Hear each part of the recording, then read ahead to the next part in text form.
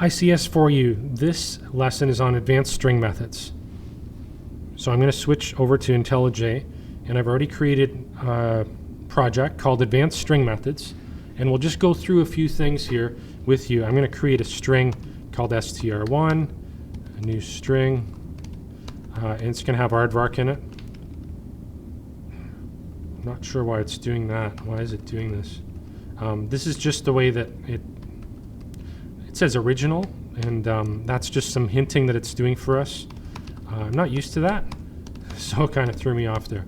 And then we're going to have zebra original. So that means when we're creating the string, it has the original value. I guess when you create the string, that's the value that it originally has. It can be changed later on. I'll make another string as well called str3, and it's going to have the same value as str1, aardvark. Okay, so let's look at dictionary or lexicographical ordering. And I believe we talked about this. I know we did this last year in Python, and we're going to look at this again. So let's just take a look at something here. If we do system.out.println str1.compareto str2, let's see what we get. So the compareto method will return a positive number, a negative number, or 0. And I know I spoke to you guys about this before, but we're going to just summarize this again. And I just wanted to show you that it actually does this. So str1 is aardvark, and I think I should expect to get a negative value there. So negative, and I believe what it does is it compares how close the letter A is of aardvark to the letter Z of zebra.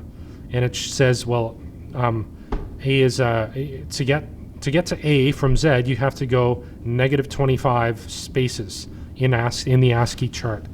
So basically, if you, it's a very simple calculation or computation.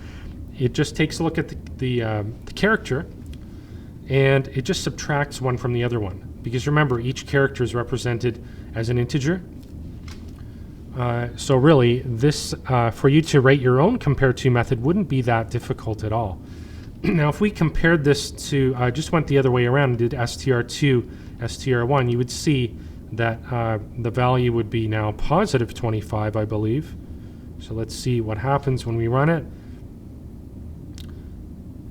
Positive 25. And then if we compared str1 to str3, we should get a value of 0, meaning that they're the same. Okay, so compareto, and there's another method called compareto ignore case that I want to show you. So let's look at that next, or right now. So we will say if, so compareto ignore case. So let's say we had aardvark, uppercase and lowercase, and we could do this. If str1 dot, and it's compareto ignore case, bracket str3. So they're both aardvark. One has an uppercase A, one doesn't. If it is equal to 0, we want to say system.out.println they are the same. Now I want you to notice that even I don't have any curly braces around my if statement, and this is perfectly fine in Java as long as you have only one line in your body. You can omit the curly braces, and that's not just for if statements, that's for for loops, that's for everything that has curly braces. If your body only has one line, you can omit the curly braces, and that's something that I want you to start taking advantage of. It can speed up your coding in some cases. So what does it say? Is it going to say they are the same? Yes, it says they are the same, even though one's uppercase and one's lowercase, because we're using compareto ignore case method. Okay, on to the next thing. Let's look at something called index of.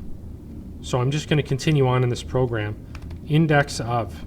So if we want to find out if a character is in a string, we can use index of. So we can, and it's going to tell us if it's found or not, and it's going to print index of returns the location where a character is found. Okay, and if it's not found, if it is not found, it returns negative. Prints out a negative. So let's say if well, let's say int found equals str, and we have str1, it's aardvark, right? str1 dot index of, and let's see if we can find the word arc. And we should be able to find it because aardvark contains the string ark, doesn't it? Yeah, it does. Okay, semicolon, and we will system.out.println that. So we'll say printout found to see what it returns. So it is going to be there, and it is going to be found.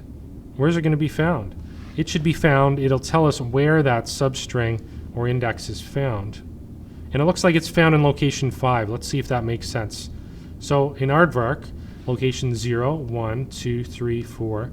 Starting at location 5 is where the A of arc is. So that's making sense. And let's say that we wanted to search for something that wasn't there, like Z. Z is not in the word aardvark. So when we try to find it, it should return a negative value. And it's returning -1. So it looks like it's just going to return -1. -1 returns -1 if not found. Okay, so make sure you know how to use index of. And finally, one last thing is trim. Trim removes leading and trailing spaces. Very important for what we're going to be doing next, and you'll see that in a moment. So let's say add a string called strnew, and it's going to be equal to a whole bunch of spaces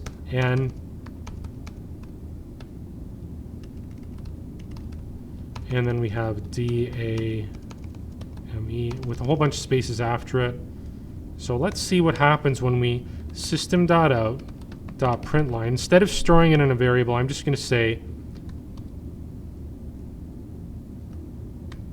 print strnew.trim and see what it does. I'm going to print a row of stars here just so that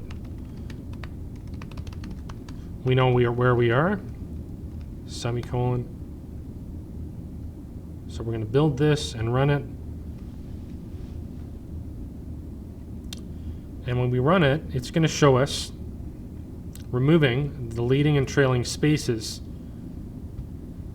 And to really see what's happening, I'm going to put a star on either side of it, because otherwise it might be difficult to see exactly what is going on there, to see that it actually does remove it. So now when we run it, we should expect to get a star, followed by the trimmed string. So on either side, you can see that there's no leading or trailing spaces, and that's just the trim command. Okay, and it's applied as a method to the string. So all strings have the method trim. All strings have the method index of. All strings have the method compare to, and all strings have the method compare to ignore case. So I believe, yep, that's the end of this lesson, and it's just going on. I just went over a few methods that are going to be important to us in the upcoming exercises and assignments.